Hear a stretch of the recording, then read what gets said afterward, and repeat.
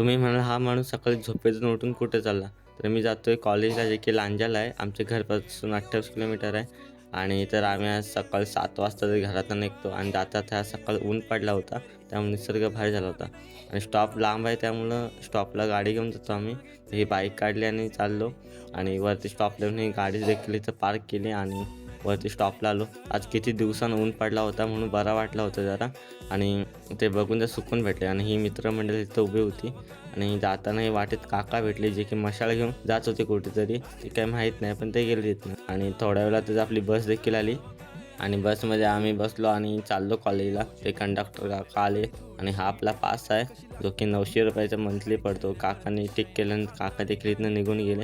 थोड्या वेळाने हळूहळू गाडी देखील पूर्ण पॅक झाली. ही बघा, उभ्या राहायची पण जागा नव्हती. काही लोक होती तर उभी. आणि जाताना थोडा हा हायवेचा शूट पण केला. त्याला मस्त वाटलं, ऊन पडलं होतं म्हणून बाहेरचा सुद्धा व्ह्यू घेतला. आणि थोड्या वेळात लांजात उतरलो खाली आणि एस टीवाल्यांनी तर आणून अर्ध्यावरच उतरवला. डेप्पत पण धड घेऊन गेला नाही. आणि हे झाल्यावर मग पुढे जाऊन हे आपल्या कॉलेजची मित्रमंडळी भेटली.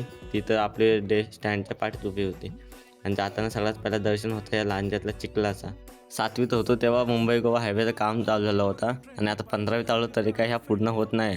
ते जाता जाता हे सगळं चिखल आणि पाऊस पडला होता, अजून कंटाळा आला जायला होता. आणि मग मित्र बोलला की चल तर चाय पिऊन जाऊया. तर इथं काकांच्या इथं आलो. काकांनी 2 कप चाय मारली मस्तपैकी. आणि ही बघा, चहा पितोय, तुम्ही पण या प्यायला. आणि हा बघा माणूस चाय पिता पिता पण मोबाईलकडे आधी लक्ष. काय बोलणार. जाताना परत अजून थोडे मित्र भेटले, त्यांना पण घेऊन आम्ही निघालो कॉलेजला. गेटच्या बाहेर आलो आम्ही.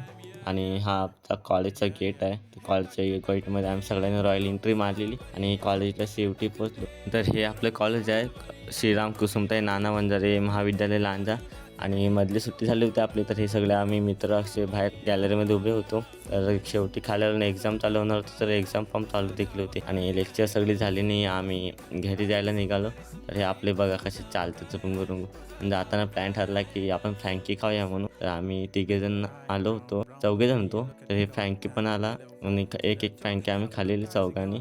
आणि ते झाल्यावर आम्ही इथनं निघालो. पैसे सगळे मित्रांनीच पे केले.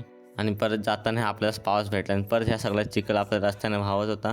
मग येताना आपली रत्नागिरी राजापूर गाडी पण लागली होती. तर गाडीमध्ये शेवटी बसलो आणि परतीच्या प्रवासाला परत आपण लागलो आणि स्टॉपवर तर एस टीला गेले. आम्ही सुद्धा आता घरी चाललोय. तर भेटूया पुढच्या व्हिडिओमध्ये. चला बाय.